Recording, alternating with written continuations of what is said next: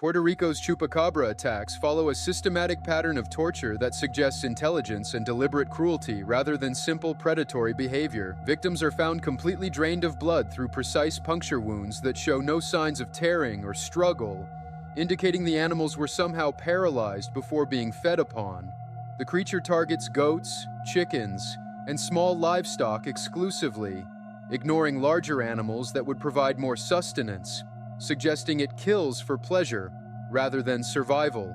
Autopsy reports on chupacabra victims reveal that internal organs are often removed through the small puncture wounds with surgical precision, leaving no trace of how this was accomplished. The attacks occur in clusters during specific lunar phases, with multiple animals killed in a single night but only partially consumed, indicating wasteful killing behavior. Survivors of chupacabra attacks are found in catatonic states, with veterinarians reporting the animals appear to have suffered severe psychological trauma before the physical attack. The creature demonstrates knowledge of human behavior patterns, consistently avoiding areas with motion sensors, guard dogs, or surveillance equipment. Some reports describe finding livestock arranged in ritualistic patterns after chupacabra attacks, with bodies positioned in geometric formations that suggest intelligence. The most disturbing aspect is that the creature appears to keep some victims alive during the feeding process, with forensic evidence showing prolonged blood loss over several hours rather than quick death. The Hindenburg disaster's most horrific aspects were captured in newsreel footage that showed passengers and crew literally melting as they fell from the burning airship. The hydrogen fire burned at temperatures exceeding 3,000 degrees Fahrenheit, instantly incinerating anyone caught in the flames while leaving others to die from horrific burns. Witnesses described seeing people jump from windows while completely engulfed in fire, their bodies continuing to burn as they fell 200 feet to the ground.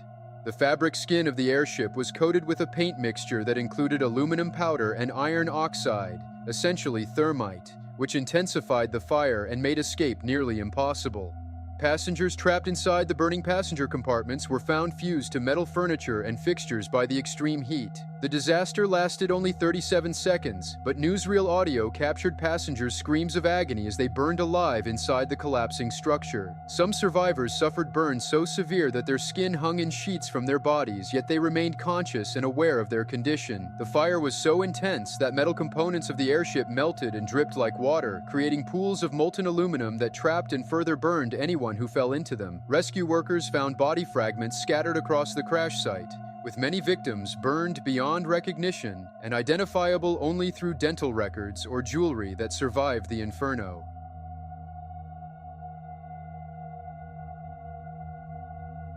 The 1976 film The Omen was plagued by so many deaths and near-death experiences that the production became known as genuinely cursed by supernatural forces. Star Gregory Peck and screenwriter David Seltzer's planes were struck by lightning on separate flights to the film location, with both aircraft suffering near-catastrophic damage that almost resulted in crashes. The film's animal handler was killed and eaten by lions one day after completing his scenes, in an attack that fellow workers described as unusually vicious and coordinated. A scheduled plane that was supposed to transport crew members crashed and killed everyone aboard after the production team switched to a different flight at the last minute. The Rottweiler dogs used in the film's demon scenes attacked their trainers multiple times, with one trainer requiring extensive reconstructive surgery after his face was mauled. Hotel rooms booked by cast and crew were struck by lightning, bombed by the IRA, or suffered unexplained fires that destroyed personal belongings but left adjacent rooms untouched. The film's special effects coordinator died in a car accident that witnesses described as impossible. His car spontaneously exploded before hitting anything. Several crew members reported seeing shadowy figures and experiencing supernatural phenomena that interfered with filming equipment. The restaurant where the cast celebrated the film's completion was destroyed by a fire that started in the same hour they left the building. Scurvy didn't just kill sailors, it caused their bodies to literally fall apart while they remained conscious and aware. The disease caused existing wounds to reopen spontaneously, as vitamin C deficiency prevented collagen production, leading to grotesque bleeding from healed scars. Sailors' teeth would loosen and fall out in clumps, often while they were eating, leaving their gums as black, putrid masses of rotting tissue. The hemorrhaging was so severe that blood would pool under the skin in massive bruises that turned gangrenous, eventually bursting and releasing foul-smelling pus. Advanced scurvy victims experienced their hair falling out in patches, while their fingernails and toenails detached from the nail beds. The most horrifying symptom was the reopening of previously broken bones, as the calcium deposits dissolved and old fractures spontaneously separated. Sailors described feeling their ribs crack and separate from their sternum while they were still alive and conscious. The disease caused severe anemia, making victims so weak they couldn't move while simultaneously making their skin hypersensitive to any touch or pressure. Many scurvy sufferers went insane from the constant pain before dying from massive internal hemorrhaging. The psychological torment of watching their own bodies decompose while alive was often worse than the physical agony, leading many sailors to throw themselves overboard rather than endure scurvy's final stages. China's Shang Dynasty oracle bones were created through ritualistic torture of both humans and animals to ensure the spirits would provide accurate prophecies. Archaeological evidence shows live prisoners were often burned alive while tied to the bones being inscribed, their screams believed to attract divine attention. The divination process involved heating the bones until they cracked, with diviners interpreting the crack patterns while victims' dying screams provided auditory confirmation of spiritual presence. Human sacrifice victims were specifically chosen for oracle bone ceremonies, with children and pregnant women considered most effective for attracting supernatural communication. The bones themselves were often harvested from freshly killed prisoners, with the marrow scooped out while the victims watched their own bones being prepared for divination. Archaeological sites reveal mass graves adjacent to oracle bone workshops, containing remains of hundreds of individuals killed specifically for bone harvesting. The inscriptions on oracle bones frequently mention human sacrifice quotas needed for successful divination sessions, sometimes requiring dozens of victims for a single consultation. Forensic analysis shows many oracle bones contain human blood that was deliberately applied during the inscription process. The Shang rulers institutionalized this practice, maintaining dedicated facilities where prisoners were processed for bone production, while being kept alive for maximum spiritual efficacy during the divination rituals. Elizabeth Short's 1947 murder involved such extreme torture and mutilation that crime scene photographs remain sealed by court order to prevent public trauma. Her body was surgically bisected at the waist with precision that indicated medical knowledge, suggesting her killer had anatomical training. The corpse was drained of blood and washed clean before being posed in a vacant lot, with her mouth slashed from ear to ear in a grotesque Glasgow smile. Forensic examination revealed she had been kept alive during hours of torture, including cigarette burns, rope marks, and evidence of sexual assault with foreign objects. Her internal organs showed she had been suspended upside down while being tortured, allowing blood to drain from her body while she remained conscious. The killer had carved chunks of flesh from her thighs and breasts, suggesting the mutilation was performed as a form of sadistic entertainment. Coroner's reports indicate she was still alive when the bisection began, dying only when her major organs were severed. The crime scene's meticulous arrangement suggested the killer spent considerable time positioning the body parts for maximum shock value. Multiple suspects emerged over the decades, including doctors, morticians, and known sadistic killers, but the case remains unsolved. The brutality of her murder inspired countless copycat crimes and established the template for serial killer behaviors studied by criminal psychologists.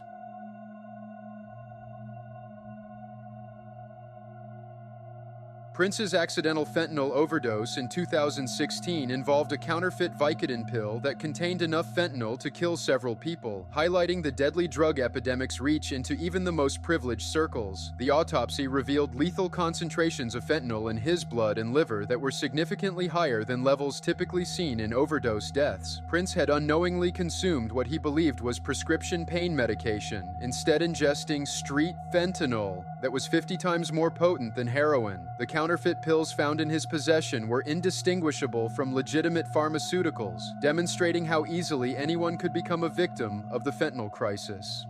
His body was discovered in an elevator at his Paisley Park estate, where he had collapsed while trying to get help for his overdose symptoms. Prince had been secretly struggling with chronic pain and opioid dependency for years, while maintaining his public persona as a clean-living performer. The investigation revealed he had obtained these fatal pills from a local doctor who was later charged with illegally prescribing controlled substances. His death shocked the music world because he was known for avoiding alcohol and drugs, making his accidental overdose even more tragic and unexpected.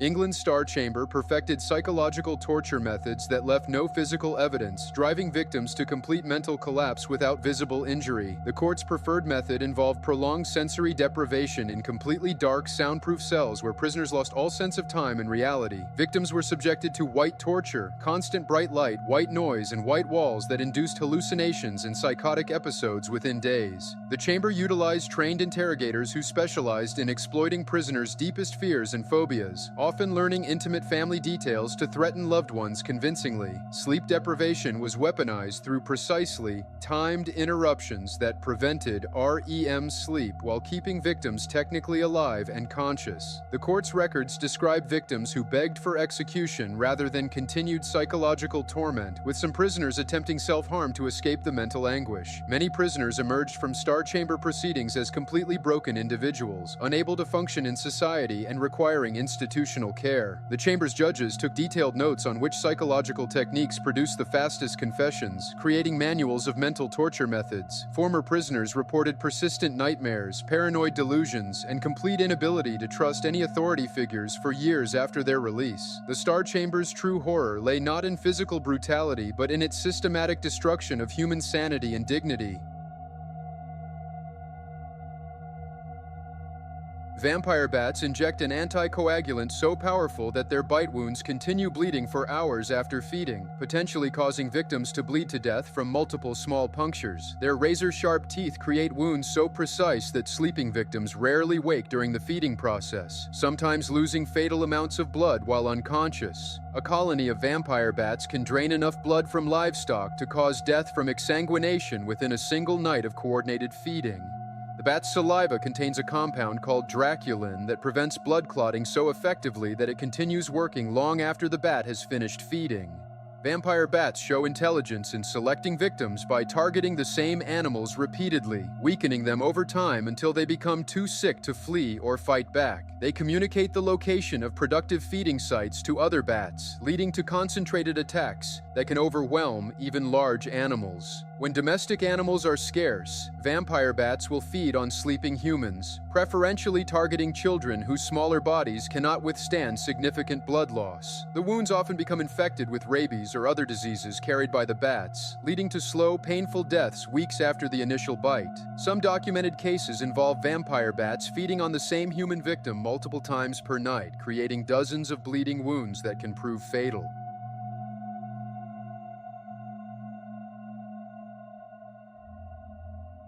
Chinese ghost marriages historically involved exhuming and stealing fresh female corpses to marry to deceased men, creating a macabre black market in dead bodies. Families would pay grave robbers to steal recently buried young women, sometimes even murdering living women to obtain brides for their dead sons. The practice became so lucrative that professional corpse dealers operated networks across rural China, maintaining detailed catalogs of available dead women with descriptions of their age, beauty, and social status. Fresh corpses commanded higher prices, leading to instances where women were murdered specifically for ghost marriages rather than dying natural deaths. The ceremonies involved dressing the decomposing female corpse in wedding attire and positioning it next to the male skeleton in a shared grave, often requiring physical manipulation of rotting limbs. Archaeological evidence shows some female corpses were subjected to post-mortem sexual activity before burial. Modern investigations have uncovered mass grave sites where multiple murdered women were buried together after serving as ghost brides. The practice persisted into the 21st century,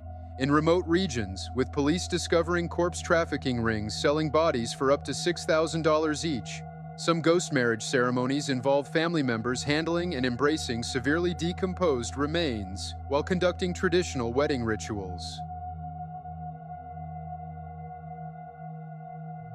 Denmark's Iron Age bog bodies reveal a systematic pattern of ritualistic torture and human sacrifice that preceded death. The Tolland man was hanged with a leather noose so tight it left permanent furrows in his neck, but forensic analysis indicates he was strangled slowly over several hours, rather than killed instantly. The Grauball man shows evidence of having his throat slit from ear to ear while still alive, allowing him to slowly bleed to death while conscious. Most bog bodies show signs of the triple death: simultaneous hanging, stabbing, and drowning, suggesting prolonged ritualistic torture before final execution. The preservation conditions reveal these victims' final expressions of terror and agony remain visible 2,000 years later. Stomach contents analysis shows many were forced to consume hallucinogenic, ergot-contaminated grain before death, likely to induce terrifying visions during their torture. The Windaby girl, later determined to be male, was blindfolded and had half her head shaved before being drowned in the bog while weighted down with stones and wooden branches. Many bodies show defensive wounds indicating they fought desperately against their captors before being overpowered. The bog's anaerobic conditions preserve not only their bodies but also evidence of their final moments, including fingernails embedded with their attacker's skin from desperate struggles to survive.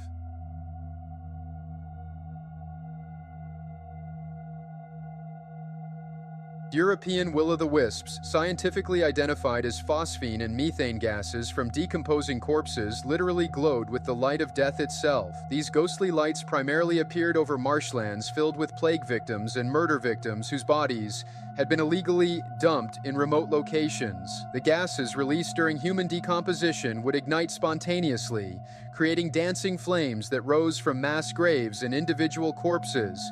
Medieval accounts describe travelers following these lights only to fall into bog pits filled with rotting human remains, sometimes becoming trapped and dying slow deaths surrounded by the bodies that created the very phenomenon that lured them.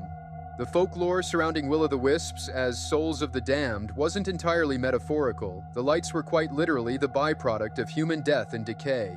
In Ireland, concentrated sightings often led authorities to discover previously unknown burial sites from famines and massacres. The most disturbing aspect is that brighter, more attractive lights indicated fresher corpses with more active decomposition. Some documented cases involve entire families disappearing after following particularly bright will-o'-the-wisps, their bodies later discovered in the same marshes. The phenomenon created a feedback loop of death, corpses attracting victims who became new corpses feeding the deadly light.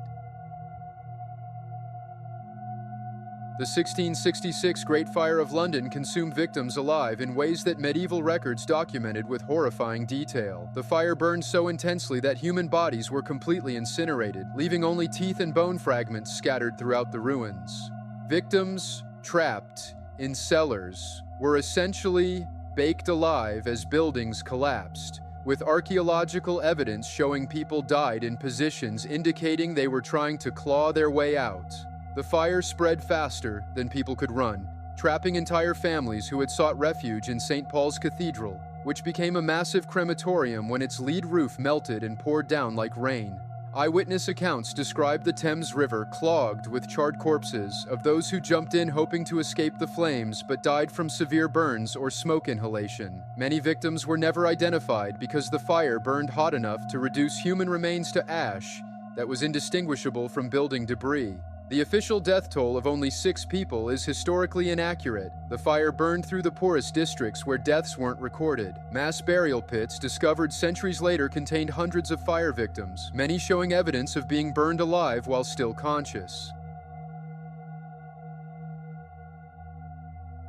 The 1982 Twilight Zone movie helicopter crash decapitated actor Vic Morrow and crushed child actors Micah Din Lei, age 7, and Renee Shin-Yi Chen, age 6, in full view of the film crew. The helicopter's main rotor blade struck Morrow and Lei simultaneously, severing both their heads instantly while Chen was crushed beneath the aircraft's wreckage. Director John Landis had violated child labor laws by filming the children at 2:20 a.m. and ignored multiple safety warnings about the helicopter's proximity to explosive pyrotechnics. The crash footage, which exists but remains sealed by court order, reportedly shows the children's final moments of terror as they realized the helicopter was falling directly toward them. Witnesses described hearing the children screaming for their parents as debris rained down around them. The tragedy occurred during what should have been a simple scene of Morrow carrying the children to safety across a river. Instead, the film set became a horrific death trap where 3 people were killed for entertainment purposes. Multiple crew members suffered severe psychological trauma from witnessing the deaths, with several requiring long-term psychiatric treatment. The incident exposed Hollywood's callous disregard for human safety in pursuit of dramatic footage.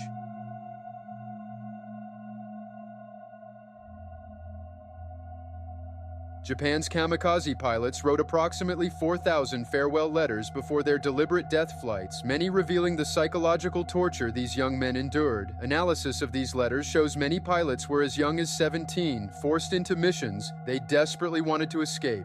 Pilots often wrote multiple drafts, with later versions showing increasing resignation and despair as their final moments approached. Many described vivid nightmares about their approaching deaths and the terror of knowing exactly when and how they would die. The letters reveal pilots were given methamphetamine pills to overcome their natural survival instincts and suppress their fear during the final approach. Some pilots deliberately missed their targets as a final act of rebellion, though this meant dishonoring their families forever. The most disturbing letters describe pilots who survived crashes and were forced to attempt kamikaze missions multiple times until they succeeded in dying. Medical records show many pilots died from heart attacks induced by pure terror before their planes even reached enemy ships. Recovery of cockpit recordings revealed pilots screaming, crying, or praying in their final moments as they dove towards certain death.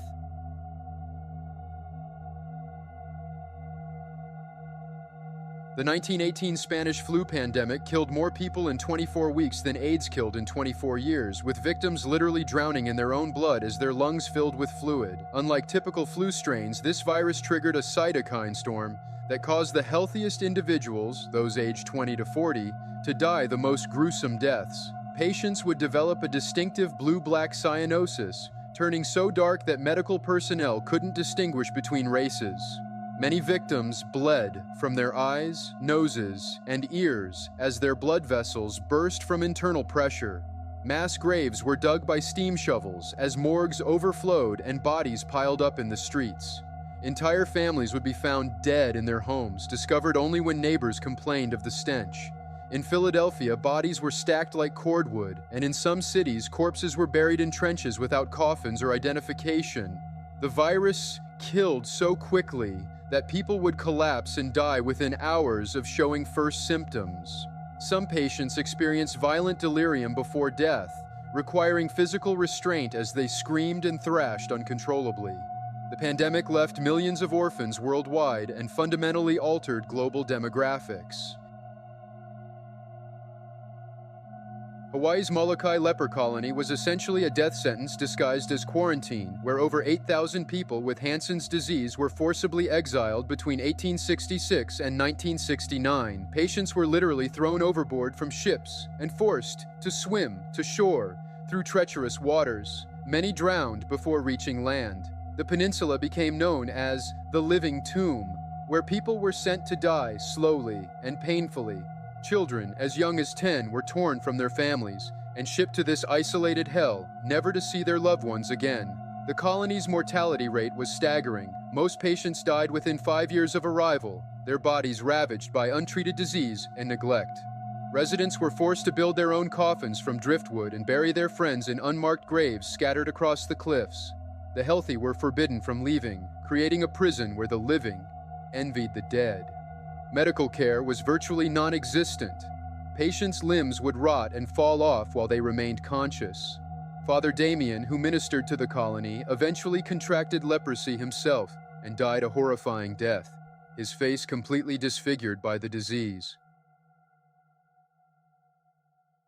Zona Heaster-Schu's death in 1897 concealed a horrific domestic murder that only supernatural testimony could solve. Her husband Edward had broken her neck with such violence that her head could turn completely around, a detail revealed by Zona's ghost to her mother.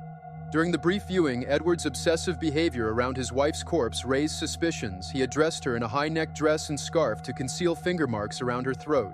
When authorities exhumed Zona's body, they discovered her cervical vertebrae were crushed, indicating strangulation, followed by neck snapping. Edward's previous two wives had also died under mysterious circumstances, one from mysterious illness, another from an unexplained fall. The courtroom testimony included the mother's claims that Zona's spirit visited her nightly, providing increasingly violent details about her murder. Edward was ultimately convicted based on physical evidence, but locals credited the ghostly testimony. He died in prison 3 years later, reportedly haunted by nightmares of his victims. The case remains the only known instance of spectral testimony contributing to a murder conviction in American legal history. Kurt Cobain's death scene revealed the horrific extent of his final moments. The 27-year-old was discovered with a shotgun wound so severe it rendered him unrecognizable, requiring dental records for identification. His blood contained heroin levels 3 times the lethal dose, enough to incapacitate most people before they could physically pull a trigger. The greenhouse where he died had become his makeshift tomb, littered with drug paraphernalia and evidence of days spent in complete isolation. His farewell note, written in increasingly erratic handwriting, showed signs of mental deterioration in its final lines. Crime scene photos revealed he had been dead for approximately 3 days before discovery, his body already showing signs of decomposition. Most haunting was the discovery of multiple draft versions of his final letter, suggesting prolonged contemplation of his decision. The musician had barricaded himself inside the room, indicating he wanted to ensure no interruption. His death marked the brutal end of grunge's brightest star, leaving behind a widow, infant daughter, and millions of devastated fans worldwide.